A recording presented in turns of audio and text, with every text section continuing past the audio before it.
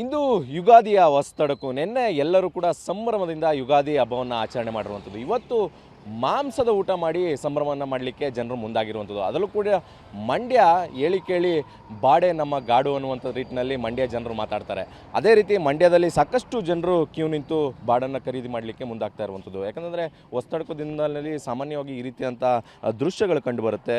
ಮಂಡ್ಯದಲ್ಲಿ ಮಟನ್ ಸ್ಟಾಲ್ಗಳ ಮುಂದೆ ಜನರು ಕ್ಯೂವನ್ನು ನಿಂತಿದ್ದರೆ ಒಂದು ಕಡೆ ಗುಡ್ಡೆ ಮಾಂಸವೂ ಕೂಡ ಸಾಕಷ್ಟು ಕಡೆ ಮಾಡ್ತಾ ಇರುವಂಥದ್ದು. ಹೀಗೆ ಸಾಕಷ್ಟು ಕಡೆಯಲ್ಲಿ ಜನರು ನಿಂತು ಇವತ್ತು ಖರೀದಿ ಮಾಡಲಿಕ್ಕೆ ಮುಂದಾಗ್ತಾ ಇರುವಂಥದ್ದು. ಯಾಕಂದರೆ ಪ್ರತಿ ಹಬ್ಬಗಳ ಮಾರನೇ ದಿನ ಈ ರೀತಿಯಾದಂಥ ಸಂಪ್ರದಾಯವನ್ನು ಆಚರಣೆ ಮಾಡಿಕೊಂಡು ಮಂಡ್ಯದ ಜನರು ಬರ್ತಾ ಇದ್ದಾರೆ. ಯಾಕಂದರೆ ಮಂಡ್ಯದಲ್ಲಿ ಬಹುತೇಕ ಜನರು ಮಾಂಸ ಪ್ರಿಯರಿರುವಂಥದ್ದು.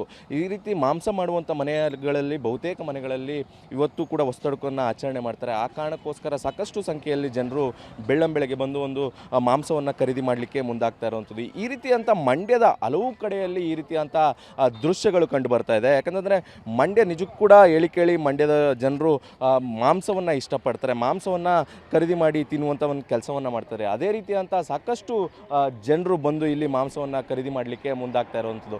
ಒಂದಷ್ಟು ಜನರು ನಮ್ಮ ಜೊತೆ ಇದ್ದಾರೆ, ಅವ್ರನ್ನೂ ಮಾತಾಡಿಸುವಂಥ ಪ್ರಯತ್ನ ಮಾಡ್ತೇನೆ. ಸರ್, ಸಾಕಷ್ಟು ಸಂಖ್ಯೆಯಲ್ಲಿ ಬರ್ತಾ ಇದ್ದಾರೆ. ಇಲ್ಲಿ ಏನು ವಿಶೇಷ ಹೊಸತಡಕು ದಿನವೇ ಮಾಂಸ ಮಾಡಬೇಕು ಅನ್ನುವಂಥದ್ದು ಅಂತ?